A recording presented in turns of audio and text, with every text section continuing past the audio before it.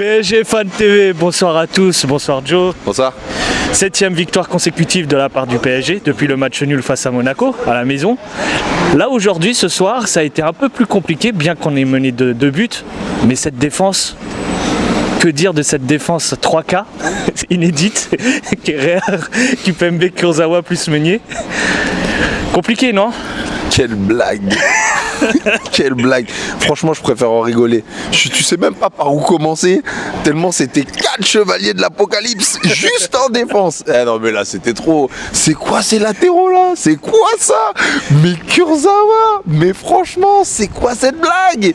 Le gars, à un moment il arrive, il fait un contrôle, il shoot, il la rend à l'adversaire. Meunier qui fait des débordements éclaté, qui perd le bal, qui Kimpembe qui fait des talonnades au milieu, qui à un moment il y a un mec de Nantes, il se marche dessus à 5. Non franchement, blague. Moi je préfère en rigoler. Je suis Tourelle, je leur mets un coup de pression monumental pour leur performance défensive, parce que voilà, l'attaque de Nantes c'est pas un truc de fou quand même, et on a quand même réussi à prendre un but, et en plus on a un grand Navas. Bah oui, parce qu'on gagne 2-1, mais messieurs dames, on devrait perdre 3-2 sur les occasions. Mais non, c'est trop, franchement c'est non, c'était très mauvais, hein. Un Thiago Silva, un Marquinhos n'est plus là, et il n'y a plus personne dans le navire. Voilà, Kerrer dégueulasse, Kimpembe que je trouve être un bon défenseur, mais je l'ai toujours dit, quand il porte le ballon il se croit techniquement un peu fort.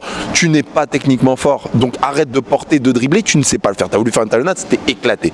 Donc voilà, on paye les conséquences de ça, mais vaut mieux, on va voir le côté positif, vaut mieux que ça arrive contre Nantes, et puis on gagne 2-1, on s'en sort bien, donc voilà, on va pas se plaindre. Comment peux-tu expliquer justement que on avait la main mise sur le match un petit peu, bien que les Nantais ont quand même réussi à venir dans notre surface de réparation, et en fin de match, totalement bien après des changements comme l'entrée de Draxler et Paredes, on commence à avoir une défense fébrile, voire plus avoir la possession de balle. Alors on va dire que ça a accentué le tout, je suis d'accord, parce que c'est pas forcément des entrées qui ont apporté. Après on a été fébrile tôt, c'est juste que le but, et ça arrive souvent quand on joue à l'extérieur et quand on prend un but, ça transcende les supporters, les joueurs se disent et s'il y a un coup, avant, je dirais que voilà, pour voir le côté positif, c'est qu'avant ces matchs-là on faisait 2-2, où on les perdait comme à Nantes. Enfin la dernière fois qu'on allait à Nantes on a perdu pour rappel. Bon après on était avec une équipe de plos, mais on va dire que voilà, ils se sont galvaudés, mais sinon non dans le match on était déjà pas bon même avant, donc défensivement. Après offensivement un Neymar n'est pas là et une attaque est perdue. Parce que les passes le mot profondeur, c'est juste Neymar qui le comprend ou pas, une passe en profondeur? Non, parce que les mecs qui font des passes juste derrière pour casser 0 ligne, on les a vus ce soir, mais ils ont joué grave à l'envers. Moi j'avais l'impression qu'il y avait vraiment Kylian Mbappé qui essayait de faire des appels, mais malheureusement un peu esselés, donc et qui devant le but, ça commence à faire beaucoup, ça m'embête, mais ça commence à faire 4-5 matchs qui fait les mauvais choix, et Kiki, là moi je te soutiens, t'as fait ta déclaration, tu nous as un peu pété les couilles avec ta déclaration, ok, mais franchement contre Dortmund, si tu joues comme ça, je vais pas te pardonner. Pourtant je t'aime bien, mais là je vais pas te pardonner. Justement, j'allais te pointer du doigt un peu sur la réaction et l'attitude qu'il a, Kylian Mbappé. Je l'ai senti un peu un visage fermé ce soir, un peu plus en colère certainement après ce qui s'est passé suite à cette altercation qu'il a eue avec Tuchel. Comment tu le sens toi, Kylian Mbappé? T'as raison, mais je pense que c'est un tout. Il marque pas, il marque peu.